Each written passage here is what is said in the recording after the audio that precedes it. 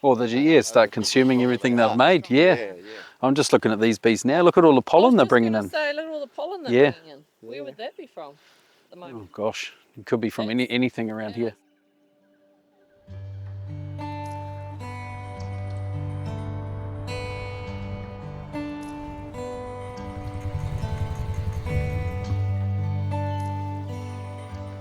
Rimunui, yeah, it's a pretty cool place actually.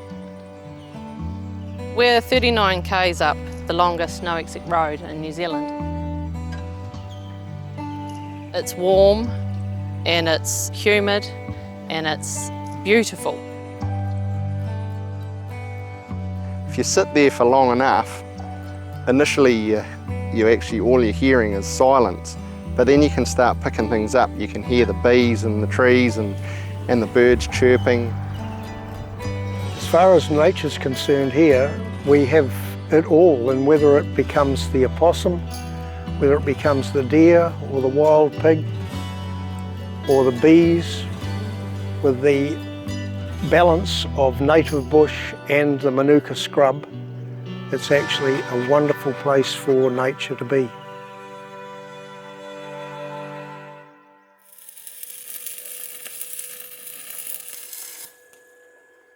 Rimunui Station, we have about 300 hectares of pastoral farmland where we run sheep and beef production. Or they just get a new truck. On top of that, we have currently 500 hives on Rimunui, and that's for Manuka honey production.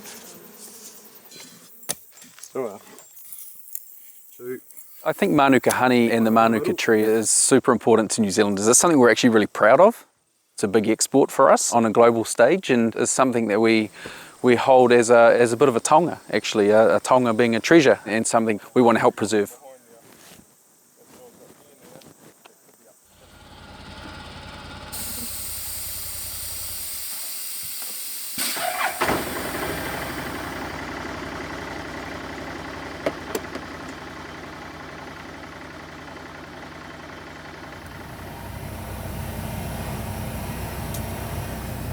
So yeah, just under 400,000 plants we put in the ground.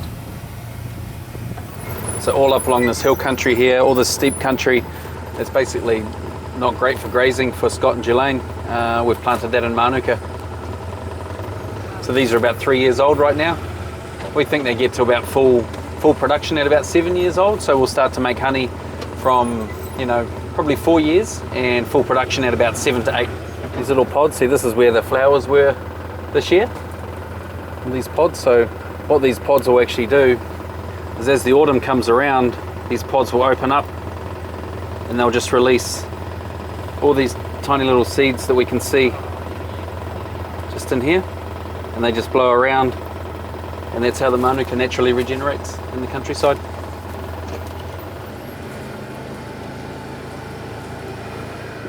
The honeybees obviously knew something that we didn't know. They realised that the nectar in that little flower was something special. When the bees have come off Manuka, they're the healthiest they've ever been. That's got to be saying something.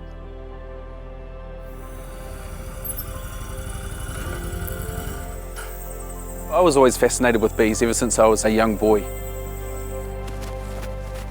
What inspires me about bees is how they've evolved over millions of years.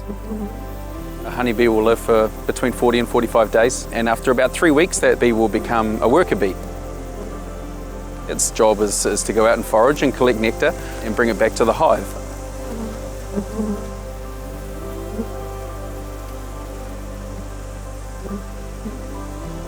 Manuka honey has been produced since our native ancestors first came to New Zealand. I've always known that it's super potent in terms of its medicinal properties. I jump over a barbed wire fence and I graze my arm, put a bit of Manuka honey on, and within a week or so, no infections. It's just a great product.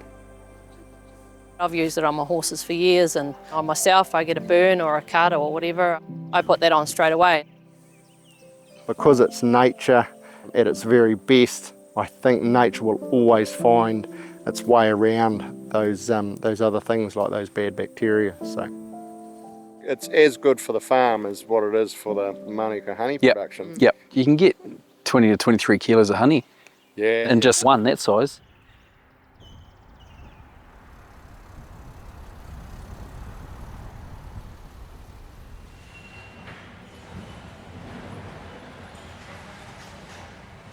So this is where we store our amazing honey after they come out of the beehives, and we extract it. We put them in these what we call maturing drums. We're very proud of the fact that we are the largest producer of Manuka honey in the world, and we have over 21,000 beehives.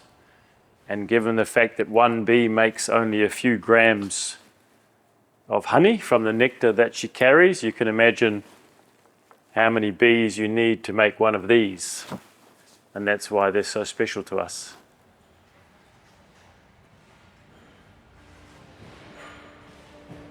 On the earth that we live, fundamentally, it's what is naturally grown on the land that sustains the planet, whether that's food, nutrition, sequestration of carbon dioxide. Almost none of that happens without pollination.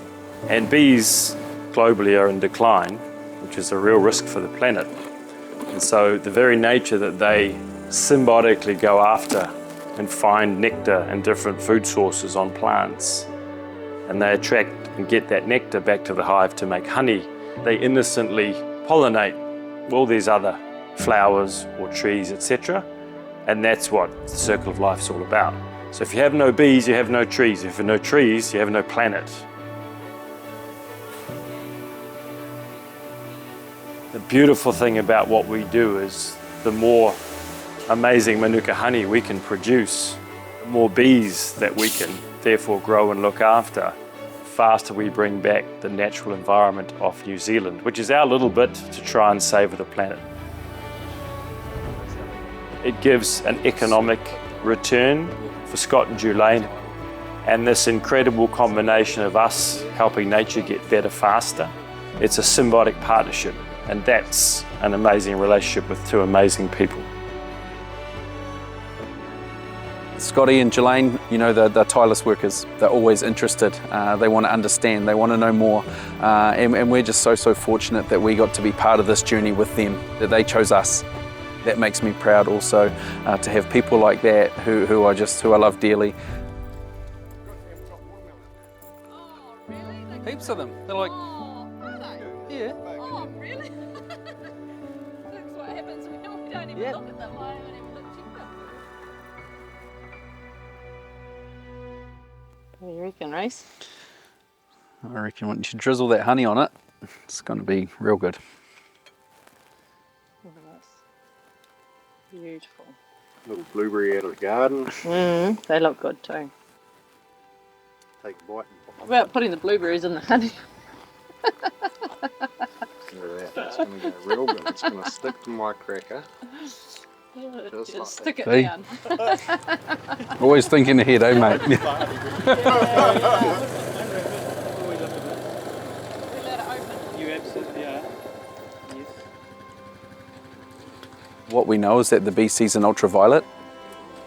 With a lot of the work and studies that we've done, we think that's a really neat way for us to help our customers and consumers understand what the bee's actually going through. I guess in some sort of way it also helps us as beekeepers to understand where to put our hives and what kind of environment we need to put the bees in.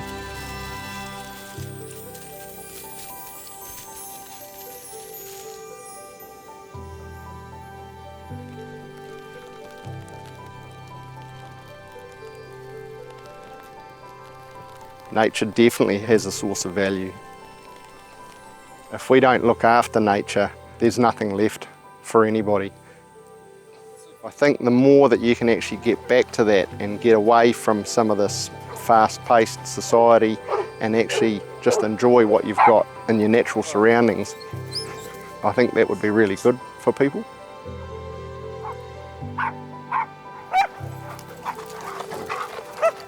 So important to have this sort of environment because we're losing it in the rest of the world. I find it quite devastating, really. So it's now got to the stage there where I think the end of my days, I'm 73 now, when the time comes, I think this is where I'll actually come for my last breath. Since our involvement with the Manuka honey industry, we've actually found that there are definite benefits that you can actually pick up from around your natural world and environments. If you take the beehive, for example, everything that they do, they work collaboratively together for the good of the hive. And I think that if people took lessons like that from life or from nature and looked at it as working together, we're stronger together. We can solve all these problems if we're all working towards the common good.